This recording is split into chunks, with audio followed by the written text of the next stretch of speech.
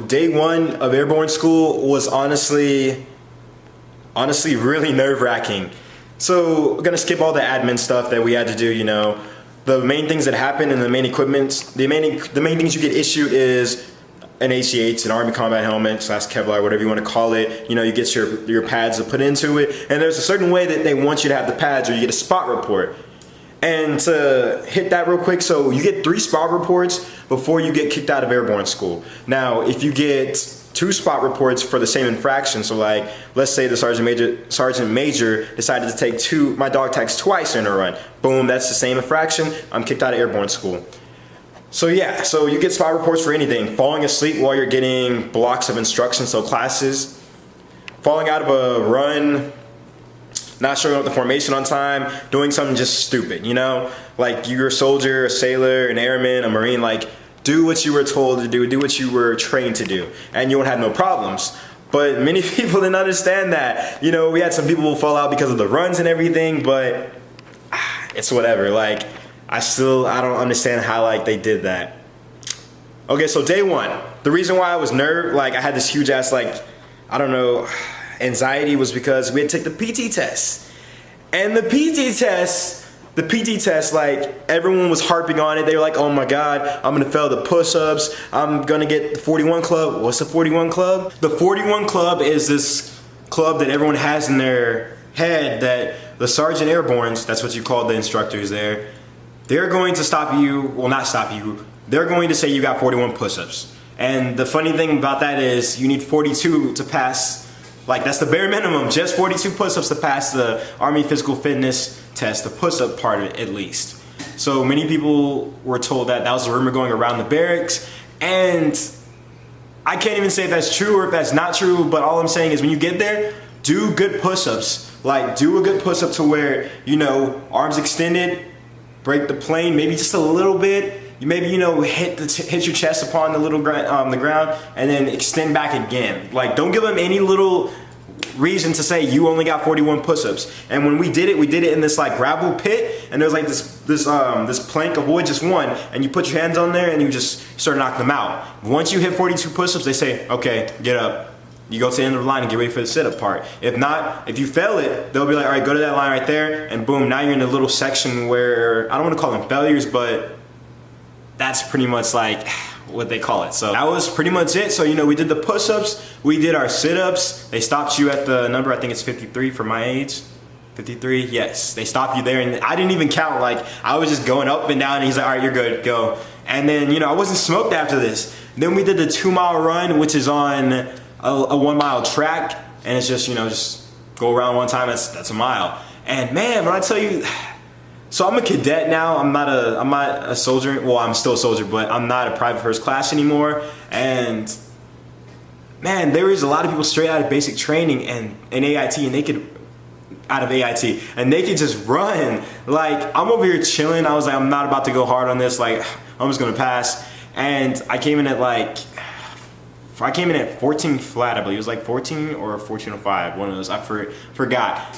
And because I had to take a PT test yesterday also, but, so, yeah, and I literally, everyone's just passing me by, and I'm just like, oh, whatever, I'm chilling. And then literally, I'm thinking in my head, like, dang, man, you're gonna fail this. And then at the end, I'm just like, you know what, book it. So I just started sprinting, and I come across the finish line, and then just landed on my butt, like, just boom. And then I get up, and the Sergeant Airborne's like, are you okay? And I literally just get up, and he's like, he looks at me after I got up, and he's like, get the F off my track. And I was like, God, okay, I guess thanks. I feel the love.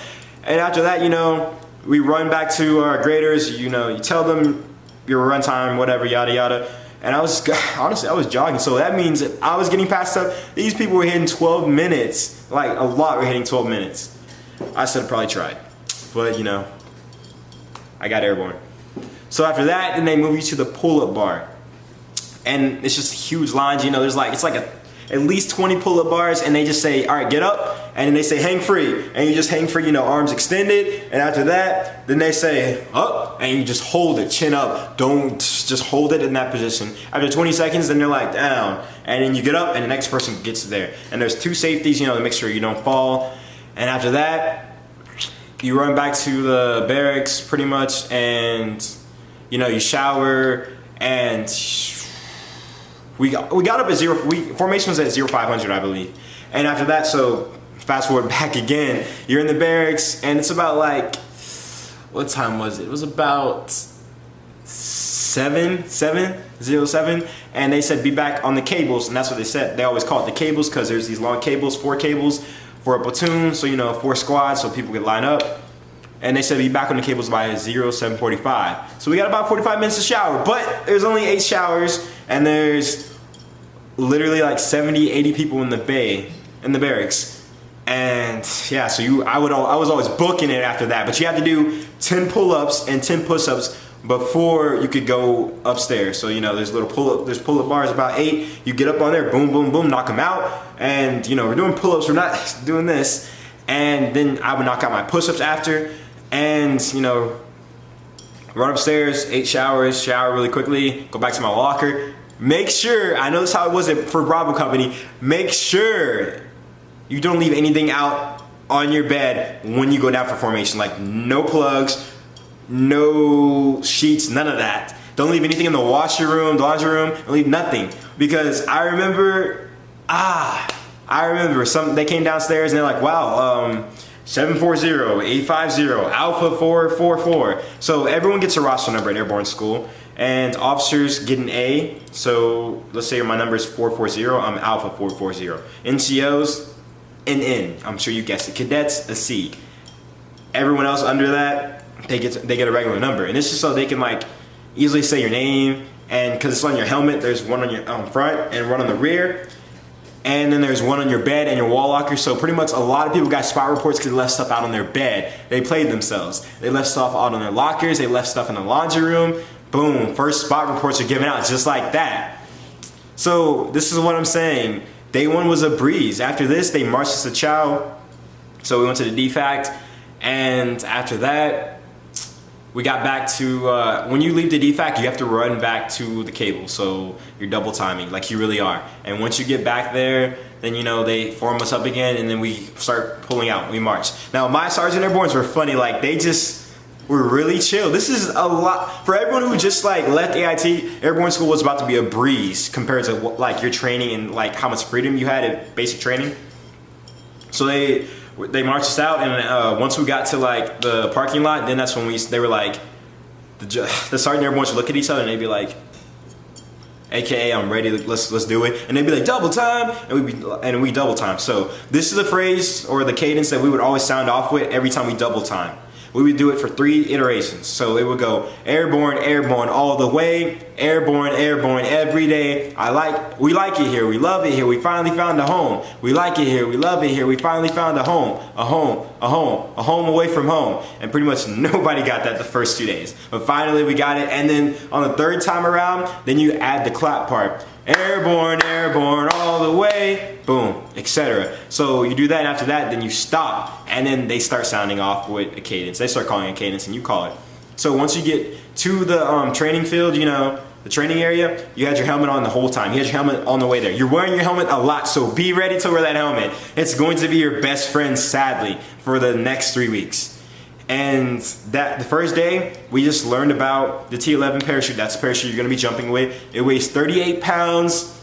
And then you're going to talk about the reserve parachute also, which weighs 15 pounds. It's in the front of you. And pretty much you go over putting it on, rigging up, and you're going to make sure you're rigging up with a battle. And when you're rigging up with the T11 parachute, pretty much you're going to like do this little movement, and you're going to just bend down, and then they're gonna put it on you. And you're gonna keep your back like bent the entire time until the parachute until the reserve is fully put on you. And they would get guys for just doing it themselves. Never rig up by yourself, never. The main things to keep in mind when you're rigging up is to always listen exactly to how they showed you the first time. Watch and do it exactly. And also when you're you have extra like the straps, like extra, I don't feel like getting my rope right now, but they're gonna want you to use the webbing retainers. They're gonna want you to make sure nothing is hanging, nothing dangling, because they don't like that. Definitely, people got spot reports for that. So after this, we moved on to the mock doors. So it's pretty much like what you think it is, a mock door for you exiting the aircraft of a C-130 or a C-17. So, you know, we went through how we're supposed to jump out and how we're supposed to be in there with the static line. So pretty much once you turn to the door, hands are on the reserve and you're just eyes on the horizon. And once you jump, you literally take 1 foot forward and then you swing 1 foot out and you pretty much jump. And then your feet and knees come back together and your legs are extended and just joined. And you're just sitting down and you're counting to 6,000. So 1,000, 2,000, 3,000, 4,000, 5,000, 6,000.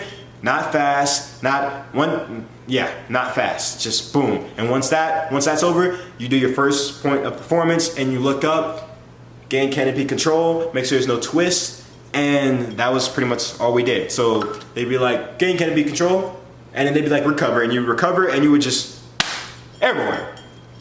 Now this part right here, every time we got our first block of instruction, this was about checking canopy and how to do the little thing. So pretty much they would be like, they would do this little segment.